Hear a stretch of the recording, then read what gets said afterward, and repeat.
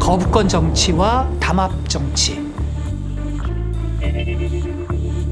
서로 간에 상대를 적으로 생각하고 상대가 이야기하는 건 무조건 거부하고 보는 정치. 우사질 말고 내가 하고 있다니까 왜 사태지고 있어? 누가 사태졌어 누가? 양 정당이 단일한 정치적 부족으로 똘똘 뭉쳐서 상대를 생산적 어떤 파트너로 생각하지 않고 악마화하는 경향은 항상 존재해왔습니다. 무능하지 않습니다. 무능하지 않다고 하더라도 무능해. 반말하지 마세요. 무슨 소리를 합니까? 80m를 해야 되는데 뭐라고?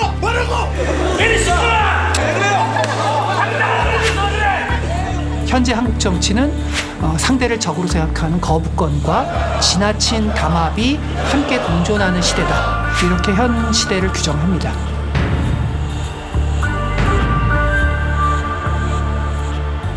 그럼에도 불구하고 왜 정치를 하는가? 대한민국의 미래를 어떻게 관리해 나갈 것인가?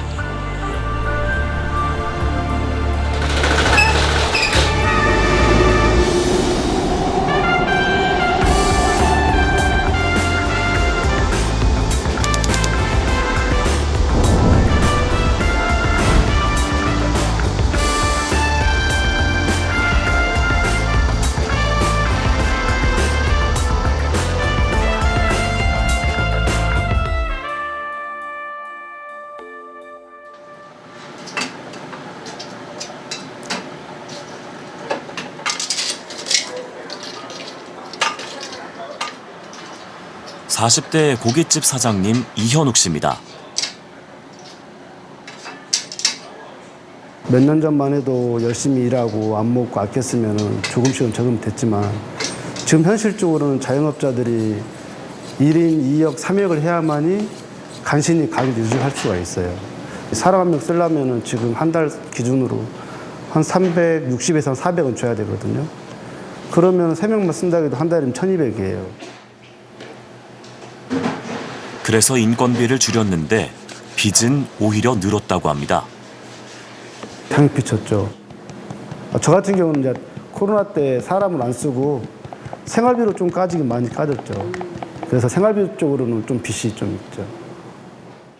고금리랑 물가가 같이 겹쳐서 그런 것도 있을 수 있다고 생각은 하지만은 그래도 인건비 상승필에 물가 상승필에 음식값은 따라가지는 못하거든요. 이게 너무 물가가 오르다 보니 아까 말한 것처럼 실질 소득은 엄청 준 거예요. 꺾일 줄 모르는 고물가는 영업에도 큰 타격입니다. 마트 가서 몇 가지만 집어도 돈이 10만 원인데 그 10만 원이 가정 살림하면서 2, 3일이면 금방 없어지거든요. 근데 자영업자들은 그게 더 크거든요. 왜냐하면 이거를 서비스로 주는 거잖아요. 내가 돈 주고 파는 게 아니라 모든 밑반찬을 서비스로 주는 건데 그 원가가 50%, 60%씩 올라 있는데 그게 감당이 안 되는 거죠. 이렇게 서비스를 주시는 채소 같은 거가 얼마나 올랐어요?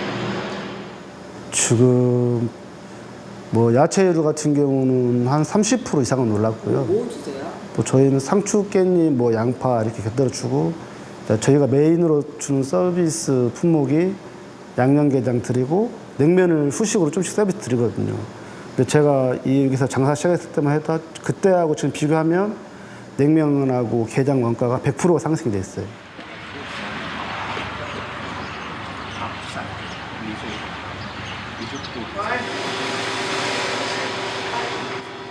Da tutti questi ragazzi, come andiamo signorina? 60대 정육점 사장님 클라우디오 씨입니다.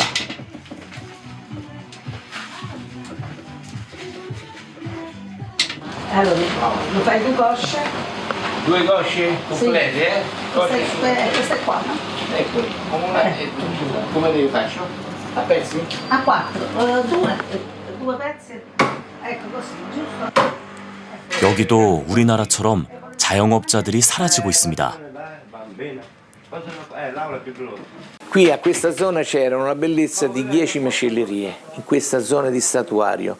Ci saranno state un 12-13 di frutterie, c'erano pizzicherie di alimentari, ce ne saranno state penso 10 o 12. Con i grandi supermercati che hanno cominciato a mettere tutto e il piccolo va a morire. La situazione attuale è questa, cioè i soldi purtroppo il popolo ci stanno a riduce proprio al limite, cioè il povero è povero e i ricchi sono i ricchi, non c'è più una via di mezzo. Quindi se una persona prende uno stipendiuccio che arriva ai 1.000 euro tra affitti, luce, bollette e tutto quanto, è chiaro che per mangiare deve spendere un pochino di meno. Dove risparmia? No, è tu che scherzare,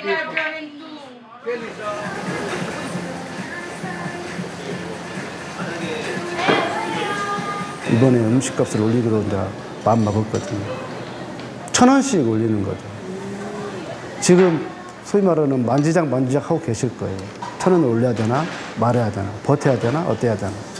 아마 많은 자영업자들이 고민하고 있을 거예요. 올리고 나면 손님이 한동안은 쫙 빠져요. 없어요. 또 그런 금액에 신경 안 쓰시는 분도 있지만 또 그 1,000원 때문에 예민한 분도 있거든요. 왜냐면 주머니 사정이 다 다르기 때문에. 저희들은 서민들 상대하잖아요. 인분수를 드시는 경우가 많지 않아요. 그만큼 주머니 사정이 힘들다는 말이거든요. 그러다 보니 오시면 돈 쓸 게 없고 먹을 게 돈이 여유가 없는 거죠. 그러다 보니까 세 분 오시면 2인분만 아니면 공깃밥만 추가해서 먹고 가시는 분들 진짜 많거든요. 가족 4명 기준이라고 하면 3인분에 밥 2그릇 정도 드시고 냉면 서비스 받으시고 이렇게 가시는 분들도 많고. 통계청 조사에 따르면 2023년 자영업자는 전체 경제 인구의 19.9%로 매년 감소 추세입니다. 반면 고용원이 없는 나홀로 자영업자는 해마다 늘고 있습니다. 인건비까지 줄여가며 고군분투해도 버티지 못하고 있다는 얘기입니다.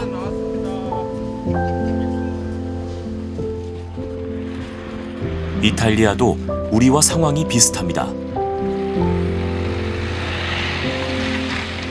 Sì, è aumentata la farina, il latte, le materie prime sono aumentate il pane.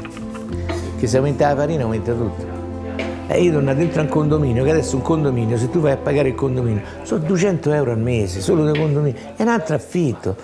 Un buco, una camera, una cameretta e una cucina. Non gli si fa più. Allora dice, non faccio figli perché mi costano troppo. Prima c'erano le famiglie, 5, 6, 7 figli, lavorava solo il padre, diciamo il capofamiglia, le mamme stavano a casa, andavano a fare spesa dentro i negozi, i mercati, era uno stipendio adeguato e ci campavano. Adesso lavorano in 2, hanno un figlio solo, se ce l'hanno, uno stipendio va per l'affitto di casa e uno stipendio ci devono andare avanti. Non è più possibile. 우리나라 자영업자 수는 지난해 11월 기준으로 570만 명이 넘습니다. 경제활동 인구 5명 중 1명꼴입니다. 이 수치는 이탈리아도 비슷합니다. 최근 집계된 자영업자 비중을 보면 우리나라와 이탈리아 순위가 붙어 있습니다. 경제의 실핏줄이면서 서민 경제의 근간이 되는 자영업. 공교롭게도 두 나라 실핏줄이 모두 터지기 직전입니다. 이렇게 된 원인 중 하나가 정치의 부재입니다. Io andavo sempre sulla destra, non sulla sinistra, però qualcosa sta facendo. Però mi pare che qui chiunque va là sopra sono tutti uguali, perciò non è che cambia molto. Loro dicono di aiutare il piccolo, ma non è così. Ma io penso che dovrebbe fare qualcosa in più. 너무 답답한 것 중에 하나가 참 이 정책이 좋은 정책이 만들어졌으면 하는 진짜 그런 마음이 있거든요. 왜냐하면 저희 같은 경우도 지금은 이게 해결될 수 없는 정책이긴 하지만 지금 정치인들이나 현 정치인들께서 또 뜻이 있는 분들이 이게 우리 자식이 살아야 되고 자식의 자식이 살아야 되고 후손들이 쭉 살아야 되는데 그런 좋은 정책을 좀 만들었으면 하는 마음이 정말 간절해요. 정치인들에서 좋은 뜻을 만들어서 좀 단합된 모습으로 우리 후손들이 잘 살 수 있는, 내 자식이 잘 살 수 있는 그런 좋은 정책을 만들어서 좀 웃는 모습을 봤으면 좋겠는데 그건 하나도 안 보인다는 거죠.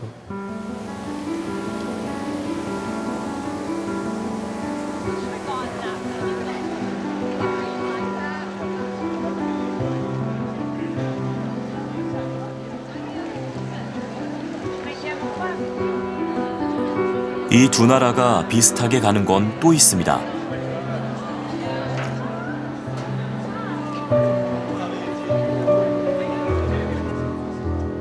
Quindi dopo marzo che ti laurei aspetti prima un po'. Cercherò di fare qualche esperienza lavorativa e poi cercherò di andare negli Stati Uniti a studiare, farò un master. Quindi mandi prima qualche curriculum, Manderò qualche magari curriculum, così. sì. Perfetto. Principalmente a banche di investimento, comunque lato finanza, mi piacerebbe lavorare in quel settore. 경제학을 전공한 비르지니아의 가장 큰 고민은 취업입니다. Avevo pensato anche di andare magari qualche mese a Londra e fare tipo ragazza alla pari, quindi vivere magari a casa di una famiglia inglese, al tempo stesso magari lavorare là come appunto babysitter e nel mentre comunque imparare la lingua. Comunque la richiesta di lavoro è molto alta, ci sono molti lavori e posti disponibili e i stipendi sono più alti. 물론 해외에서도 원하는 일자리를 찾기란 쉽지 않습니다. Ma di solito comunque da Inghilterra a Inghilterra poi hai sentito qualche altro paese? E tipo ultimamente anche tipo Malta, la Spagna per esempio, come Barcellona oppure le Canarie, quindi Tenerife, Gran Canaria. Per fare cosa? Sempre ovviamente senza laurea, tipo io sto parlando di persone appunto che non studiano e magari vogliono lavorare, qua in Italia magari senza laurea è molto difficile trovarlo, quindi vanno là che magari possono fare i camerieri, lavorare in un ristorante.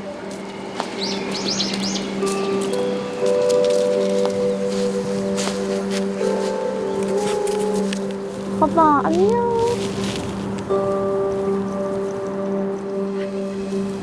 엄청 불안하죠.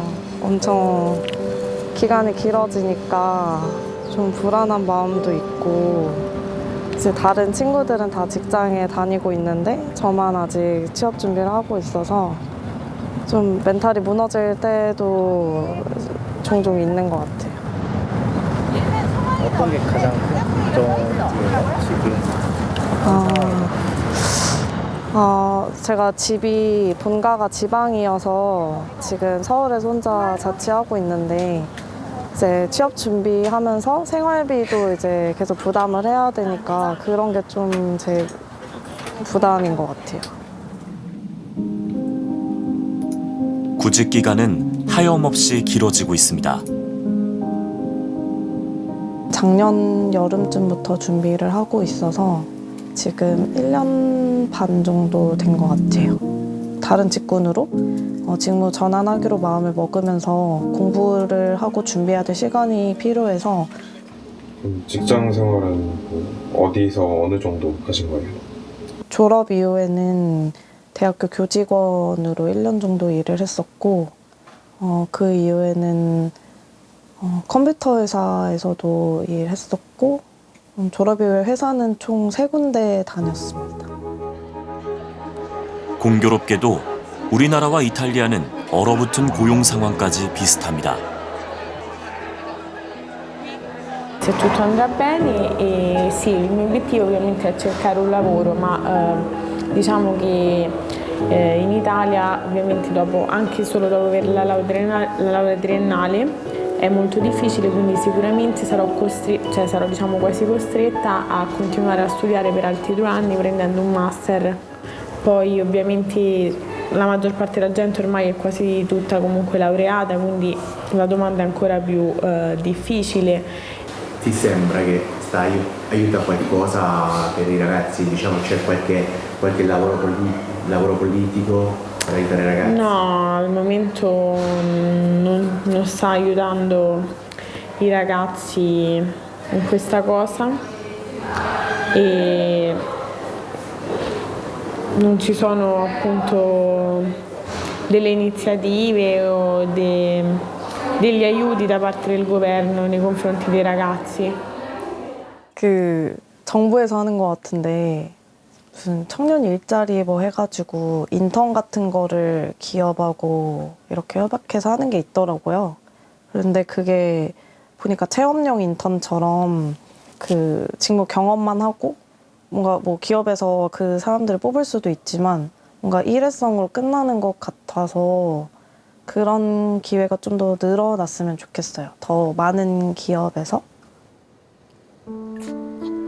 역시 정치의 부재를 아쉬워하고 있습니다.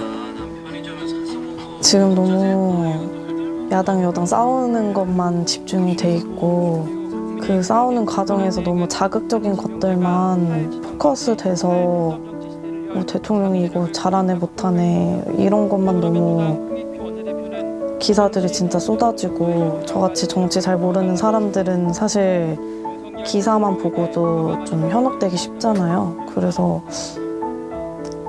각자 본인의 할 일들에 좀 더 집중해서 하면 좋을 텐데 너무 진짜 자극적인 그런 일들만 일어나는 것 같아요.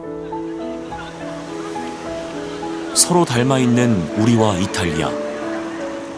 그렇다면 이런 한국은 선진국 문턱에서 함정에 빠진 이탈리아와 같은 전철을 밟게 될까요? 1991년까지 근 30년 고도 성장을 하면서 녹색으로 표시한 것이 이제 한국의 1인당 실질 GDP 수준인데 지금 이태리와 거의 같죠. 2023년 추정치가 한국이 한 46,000불, 이태리가 44,000불이에요. 거의 같은데 문제는 좀 전에 얘기했듯이 우리나라 잠재 성장률이 지금 급격히 떨어지고 있다. 급격히 떨어지고 있다는 얘기는 우리가 이태리나 스페인과 같이 미국이라든가 독일이라든가 이런 선진국과의 격차를 좁히지 못하고 지금 제가 얘기한 선진국 문턱의 함정에 빠질 가능성이 있다는 겁니다. 네, 우리나라 경제와 이태리 경제 사이에 몇몇 안 좋은 공통점이 있습니다.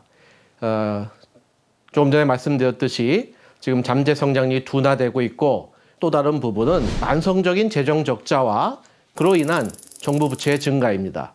지금 현재 정부의 부채가 굉장히 가파른 속도로 증가하고 있고 또 우리는 또 다른 선진국에 비해서 공기업 부채가 굉장히 많습니다. 만일 우리가 재정 개혁을 하지 않는다면 여러 가지 시나리오를 봤을 때 앞으로 3, 40년 사이에 우리가 이태리와 같은 수준의 정부 부채를 가지게 될 것으로 우려됩니다. 60, 70년대까지만 해도 연평균 5% 수준의 높은 경제 성장률을 보였던 이탈리아는 90년대를 기점으로 그 성장세가 꺾였습니다. 우리가 흔히 이제 남유럽에 위치한 국가들을 포르투갈, 이탈리, 그리스, 스페인 요 4개 국가의 이니셜을 따서 PIGS라고 하는데 이 국가들의 공통적인 특징 중에 하나가 지난 한 20, 30년 동안 성장이 거의 정체됐었다 하는 것입니다. 대표적인 것이 아마 이태리가 될 텐데 1980년대 초를 보면 이태리의 1인당 실질 GDP가 미국의 90% 수준이었습니다. 그러던 것이 장기간 성장이 정체되면서 지금은 이태리의 1인당 실질 소득이 미국의 한 70% 수준으로 떨어져 있습니다. 이태리 경제가 왜 저렇게 지난 20년 동안 성장이 아예 정체됐느냐라고 할 때 공교롭게도 그 기간이 이태리의 벨루스코니 총리가 집권했던 기간과 겹칩니다. 1994년 연금제도 개혁 실패로 사임했던 베를루스코니 전 총리. 하지만 7년 뒤 세금 감면과 연금 확대를 내세워 정권을 탈환했습니다.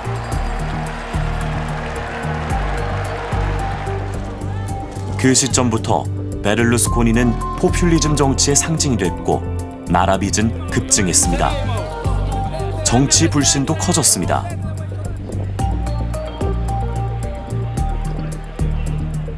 불신은 무관심으로 나타납니다.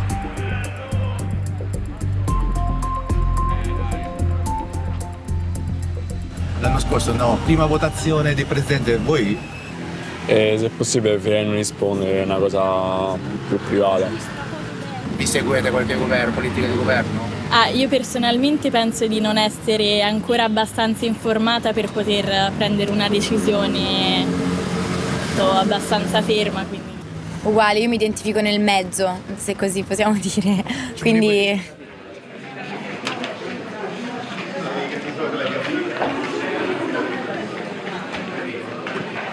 un trend di crescita della quota di persone che non vanno a votare, che si astengono, che non partecipano all'attività politica e che quindi esprimono al massimo livello di sfiducia verso la possibilità che sia la politica a risolvere i problemi concreti delle persone e in particolare i problemi economici. Perché per l'appunto c'è una scarsissima fiducia che attraverso la politica e la politica economica possano cambiare sostanzialmente le cose. 어떤 정부도 마땅한 해결책을 제시하지 못했습니다. Sia nei governi passati, a prescindere dal colore politico, sia dal governo attuale, qualcosa che si è dimostrato assolutamente incapace di affrontare strutturalmente il problema della disoccupazione. E oggi abbiamo i dati della International Labour Organization o dell'Istituto di Statistica Nazionale Italiana che certificano come la dinamica dei salari in Italia sia andata peggio che in tutte le altre economie europee, quindi gli studenti hanno buone ragioni per pensare a voler andare all'estero. E questo è molto pericoloso perché acuisce ulteriormente l'indebolimento strutturale dell'economia italiana, perché per poter innovare, per poter avere rafforzamento strutturale c'è bisogno di elevate competenze. Se le elevate competenze su cui noi investiamo molti anni per formare i giovani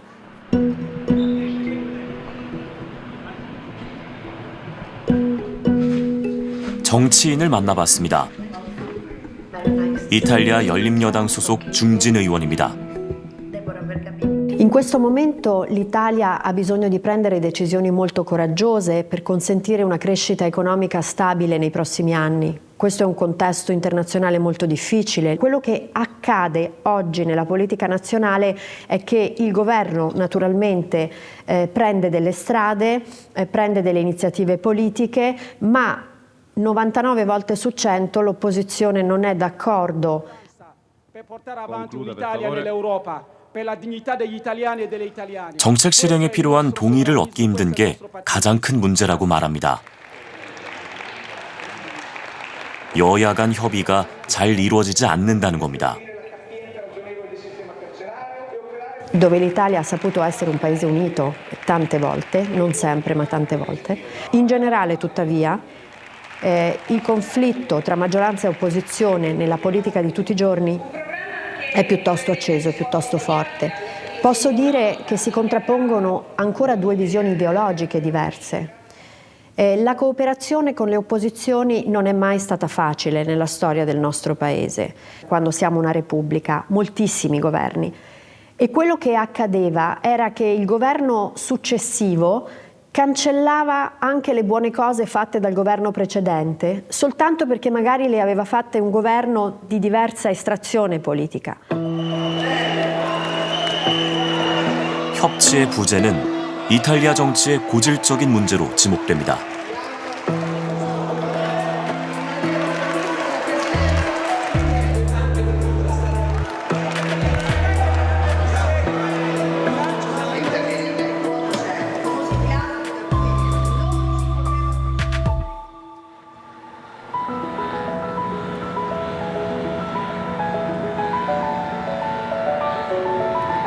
북유럽의 복지 천국 스웨덴은 어떨까요?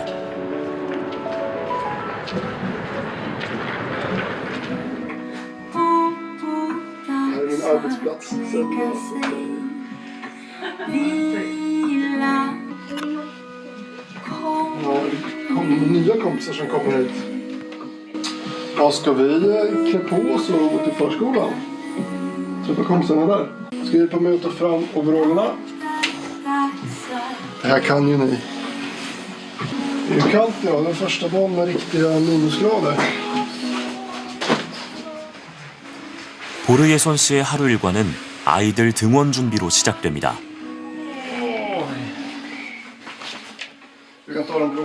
Ja, nu lämnar ju barnen klockan 8 på morgonen och sen så åker jag till jobbet och då är jag inne vid jobbet till klockan 9.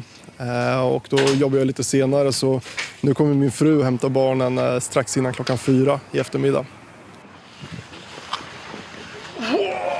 돌발 상황은 언제든 생깁니다. Ja, min äldsta dotter är sjuk så hon kan inte gå till skolan idag så just idag ska jag faktiskt inte åka in till jobbet utan jag ska testa att jobba hemifrån för att hon är så pass gammal, så pass stor att hon så pass gammal och inte så sjuk så hon kommer klara sig själv så ska jag jobba hemifrån.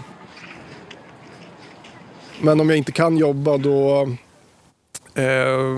får jag vabba istället som man säger att jag kommer alltså inte få någon, jag kommer inte jobba, jag kommer inte få någon lön av Atlas Copco men jag kommer få lön eller ersättning av Försäkringskassan istället. 이렇게 정교한 복지 때문인지 스웨덴 출산율은 우리나라의 2배 수준입니다.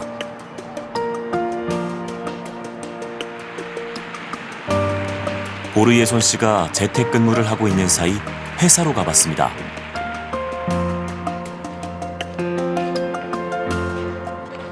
Jag skulle nog säga att i Sverige så finns en tradition av att anställda har rätt att ta ut föräldraledighet och efter att man har varit föräldraledig så har man också möjlighet att vara hemma och få betalt när man har sjuka barn. Och det finns också en flexibilitet. Om arbetsgivaren kan så kan man ofta liksom komma överens. Så man har rätt att jobba deltid när barnen är små till exempel. Och man kan också, men i vissa yrken då så är det ju svårt kanske att 스웨덴 기업들이 다양한 복지 제도를 수용하고 보장하고 있는 건 1938년 이루어진 노사정 대타협 덕분입니다. 당시 스웨덴은 기업의 일자리와 복지 확대, 노조의 파업 자제를 보장하는 살트회바덴 협약을 체결해 국가 경쟁력과 생산성을 향상시켰습니다. Sverige är politiskt stabilt för att vi har ett system där arbetsgivarna och arbetstagarna förhandlar med varandra. Så man vet att det blir kanske små löneökningar i längden. Men det blir stabilitet. Ja, så att det är ett system som jag tror fungerar ganska bra både för arbetsgivare och arbetstagare. För man kan hitta en nivå.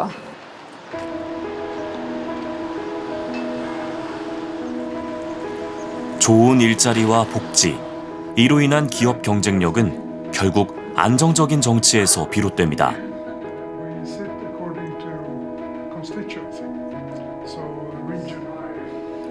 이런 스웨덴의 협치가 빛을 발한 상황은 따로 있습니다.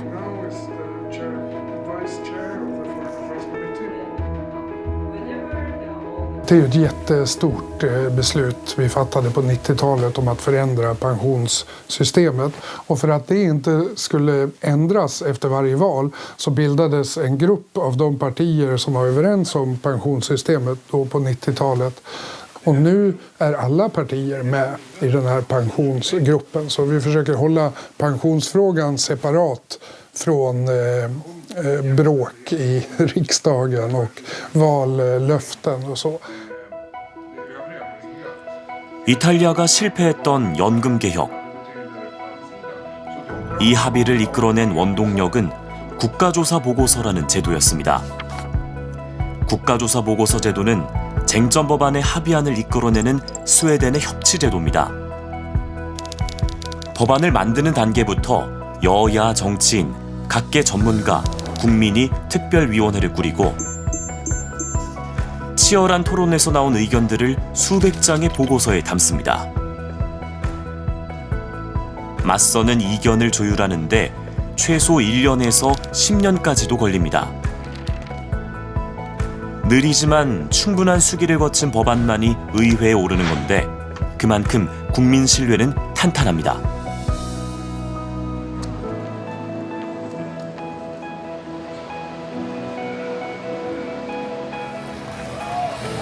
지금 스웨덴 국회에선 극우 성향 스웨덴 민주당이 두 번째로 많은 의석으로 원내 제2당을 차지했습니다.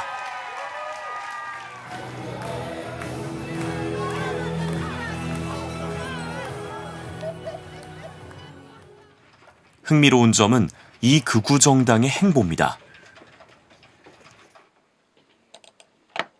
Sverigedemokraterna driver fortfarande sin egen politik i vissa frågor.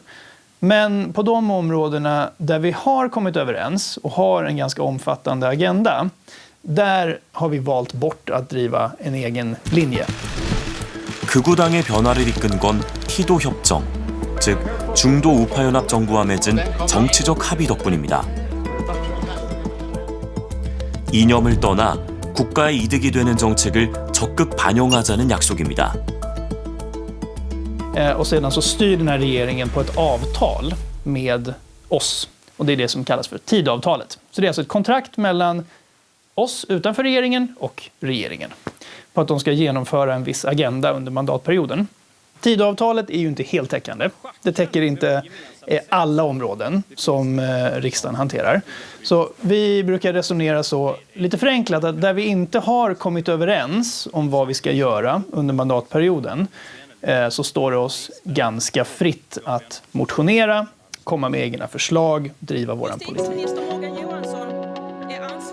이탈리아와는 사뭇 다른 모습입니다.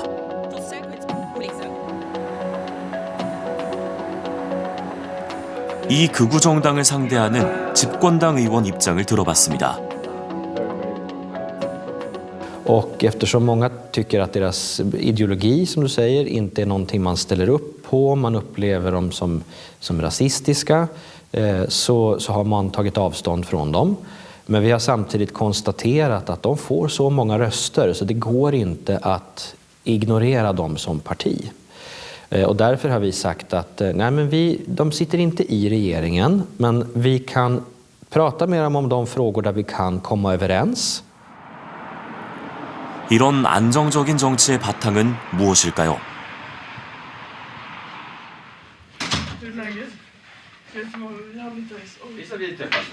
20대 청년들이 저녁 늦게 모였습니다.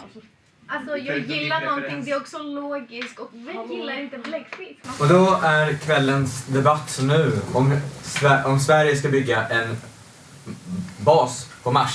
En Marsbas. Och vi har Anton här och Anton vill absolut att vi ska bygga en Marsbas. Varför?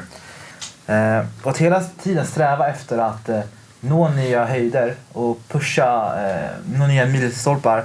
Det är så vi får ny kunskap och ny teknik. Massa ny teknik som vi har fått från liknande projekt har gett oss ovärderlig kunskap inom massa andra områden, inom sjukhus och etc. Tack. Och du har inte ställt dig bakom det här förslaget?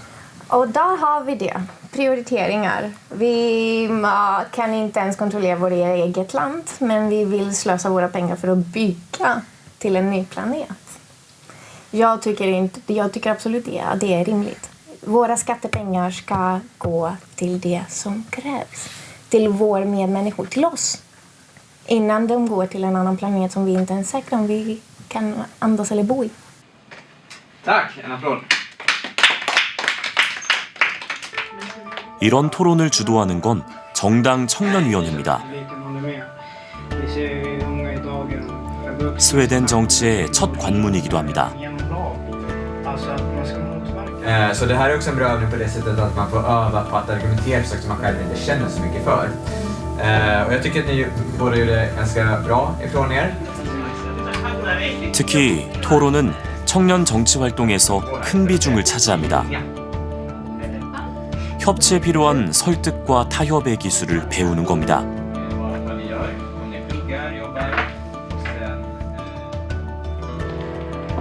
이 과정을 밟아온 정치인입니다.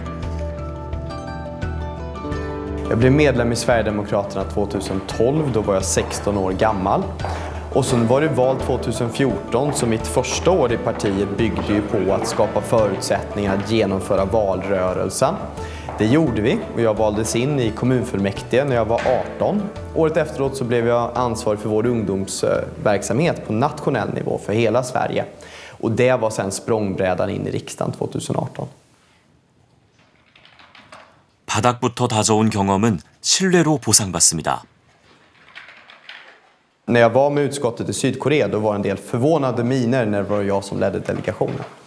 Men hur kan han som är så ung leda det? Men nej, det finns inga sådana begränsningar i Sverige på när man kan kliva upp i en sådan roll. Och vilka som gör det varierar ju. Det är ju upp till partierna att se över vilka man har inom sin riksdagsgrupp som är bäst lämpade.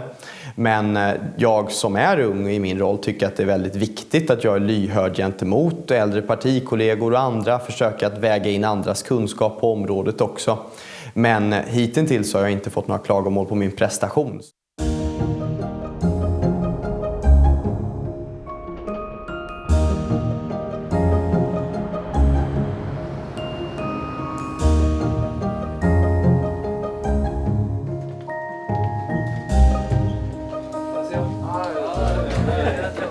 저는 국민의힘 송파 청년위원회 위원 소속으로 있는 주경재라고 하고요. 현재는 강남권에서 글로벌 홍보 업무를 맡고 있습니다.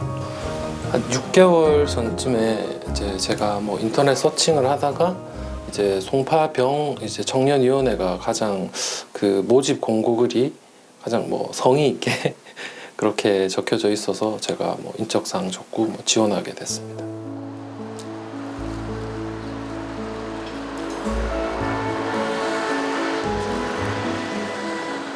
지금 현재 더불어민주당 송파을 지역위원회에서 청년위원장을 하고 있는 31살 위대한이라고 합니다. 청년위원장은 자기가 소속된 지역의 청년들을 모으고 활동하는 역할을 주로 하고 있습니다. 근데 그 청년들을 모을 때 요새 좀 많아요? 이 정치에 관심을 가지는 청년들이? 점점 없어요. 그러니까 우리가 이제 고관여층이라고 하잖아요. 고관여층이, 그러니까 저희 세대 고관여층, 정치 고관여층이 많이 줄어들고 있는 것 같아요. 청년위로서 어떤 역할을 하기를 바라는 아무래도 더민주당이냐 아니면 국힘이냐 이렇게 이분법적으로 생각하시는 분도 많을 거라고 저는 생각해요. 이제 그런데 저는 개인적으로 청년들 정치 참여가 중요하다고 생각하거든요. 그런데 막상 정치에 참여할 수 있는 좀 플랫폼이라던가 과연 기회가 주어졌냐라는 문제를 생각해 봤을 때 저는 쉽지 않다고 생각하거든요. 그래서 저도 뭔가 참여를 하고 싶으나 제가 할 수 있는 건 사실 인맥이 있는 것도 아니고 이제 인터넷 서칭밖에 없거든요.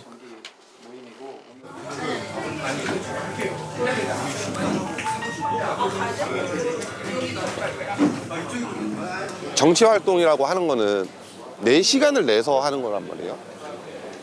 근데 이제 기본적으로 회사를 다닌다거나 자영업을 한다거나 이랬을 때 시간 내기가 어려워요. 이런 당 행사들이 대부분 평일 오전, 평일 3, 4시 요런 데 좀 집중이 되어 있는 것 같아서 오히려 그렇게 되니까 활동을 더 못하게 되는 것 같더라고요. 조금 정치에 대한 혐오 아닌 혐오? 모르겠습니다. 무관심을 가장한 혐오? 아니면 혐오를 가장한 무관심? 네, 이런 부분이 정치 참여에 좀 무관심을 불러일으키는 것 같고 무경험이 저는 혐오를 만들어낸다고 사실은 생각하거든요. 왜냐하면 실질적으로 정치인 하면 굉장히 이미지가 부정적이지 않습니까? 너무나 이유가 복잡하고 많죠. 정치 혐오, 정치 어렵다. 이거는 기성 정치인들이 그렇게 만들어 놓은 것 같아요. 그러니까 계파 싸움이 있고요. 첫 번째로는. 그다음에 좀 제일 안 좋은 거는 지금 여야가 합의가 안 되잖아요. 좀 초당적으로 좀 해서 나라를 정말 발전을 시켜야 되는데 발전을 시키는 모습을 보이지 않고 맨날 싸우고 있잖아요. 그런 점에서 좀 정치 혐오랑 정치가 좀 어렵다라고 좀 느끼는 것 같아요.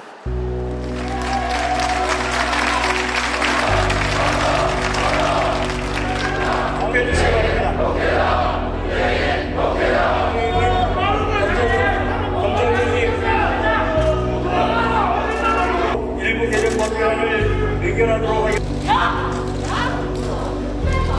저는 두 단어로 표현하고 싶습니다.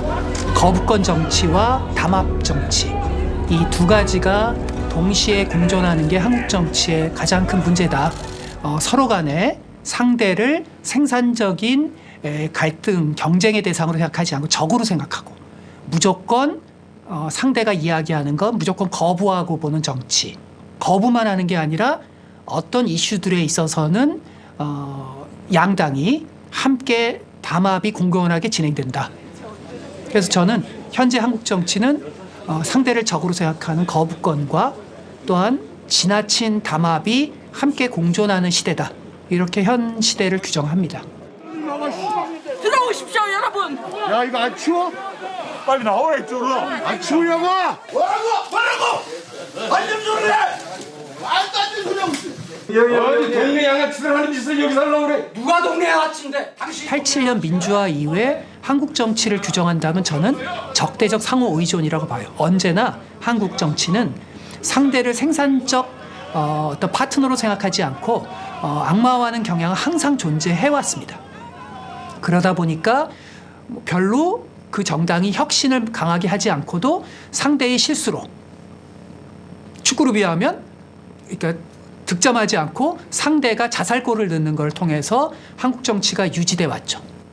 그래서 정당이 혁신하는 제스처를 그렇게 획기적으로 하지 않고도 상대의 마이너스 득점에 입각해서 얼마든지 유지할 수 있다라는 강한 확신이랄까요? 그 점에서 협치라는 건 사실상 당연히 실종될 수밖에 없죠. 사실 한국 정치가 제대로 돌아가지 않고 뭐 큰 문제를 안고 있다는 것에 대해서는 이제 다들 동의하시잖아요. 굉장히 뭐랄까 중간이 없는 양극화의 과정, 그러니까 정치인들의 양극화뿐만 아니라 지금은 또 그 정치를 소비하는 유권자들의 입장에서 유권자들도 양극화가 돼 있고 또 그 정치를 다루는 매체들 같은 경우에도 뭐 양극화가 돼 있고 이 양극화가 굉장히 원심력을 가지고 점점 더 바깥으로 악화되고 있다는 게 이제 지금 가장 좀 걱정이 되는 부분이거든요. 극단으로 치닫는 정치. 그 변화는 어디서부터 시작해야 할까요? 자신의 한 발 내딛는 발걸음이 설령 선거에서 지더라도 설령 선거에 출마하지 못한다 하더라도 용기 있는 목소리를 내는 거에서부터 출발해야 되겠죠. 결국은 선거법을 바꾸려면 고양이 목에 방울을 누가 달 것이냐. 현재의 이 제도에서 이익을 얻는 사람들이 바뀔 걸 기대할 수 없거든요. 이게 결국은 입법권은 국회에 있으니까 굉장히 큰 딜레마죠. 아주 전형적인 이제 이해 충돌이라고 해야 되나요? 내가 당선되는 법을 내가 개정을 할 수 있고 그것에 대해서 내가 표결을 할 수 있으니까 사실 뭐 이런 구조 때문에 제가 생각할 때는 이제 선거법 개정이나 정치관계법 개정이 굉장히 어려운 것 같아요. 그래서 거론되는 게 작은 안전장치입니다. 원하고 제로만 있는 그런 그 단순 다수제 같은 경우에는 사실 굉장히 심각한 문제 중에 하나는 연합이나 동맹을 생각할 수 없게 하는 이제 그런 게 있습니다. 왜냐하면 내가 1등만 하면 되고 내가 2등만 이기면 되기 때문에 이후에 내가 누구랑 연합을 할지 동맹을 할지 이런 것들은 이제 전혀 생각하지 않고 일단 딱 다른 후보들을 다 공격하고 깎아내리는 게 선거 전략이 될 수밖에 없는데 예를 들자면 이제 가장 단순하게 결선 투표 같은 것들을 생각을 해보시면 내가 1차에서는 비록 내가 이 경쟁하는 후보지만 이 후보의 지지자들이 만약에 결선 투표에서 나에게 많이 오면 내가 이제 결선 투표에서는 이길 수 있는 거잖아요. 그래서 그 후보를 내가 마음 놓고 공격을 할 수 없죠. 그래서 어떻게 보면 정책의 차이보다는 정책의 비슷한 점들을 찾아내고 그다음에 타협할 수 있는 부분들이 뭔지를 찾아내는 그런 가능성들도 저는 있는 것 같아요. 결국은 우리 유권자들이 변해야 되는 거거든요. 우리 유권자들이 강력한 돌풍과 운동을 일으켜야 되는 거거든요. 우리가 운동을 일으키려면 최소한 정치인들이 우리와의 끊어진 신뢰관계를 복원하고 우리와 함께 할 수 있어야 되겠죠.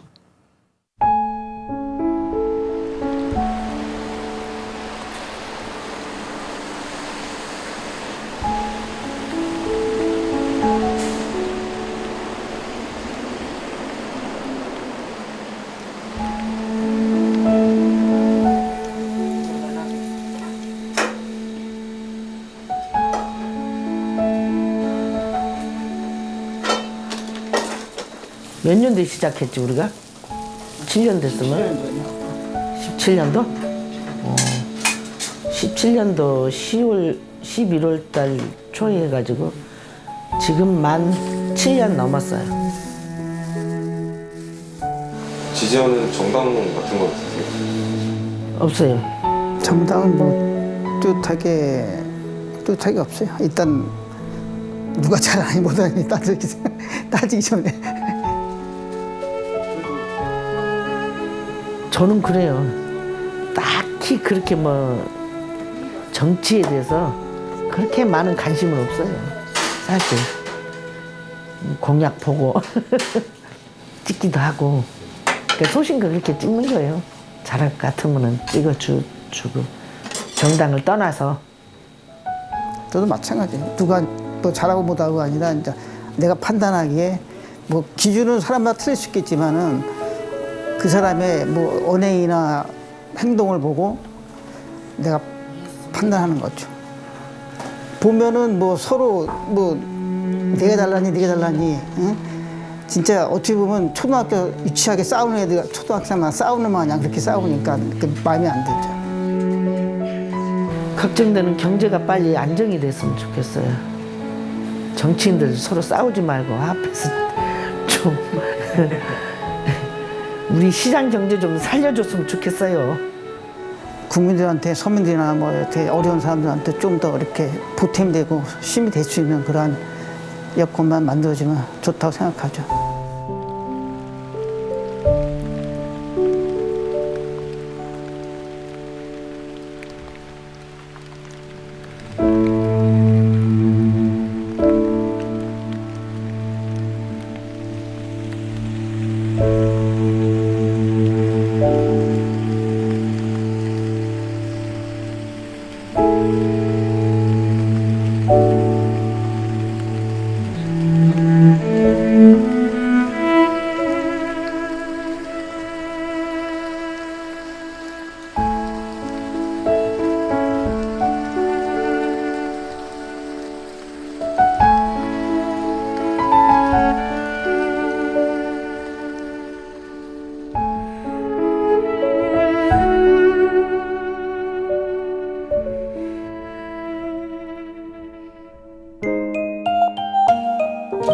KBS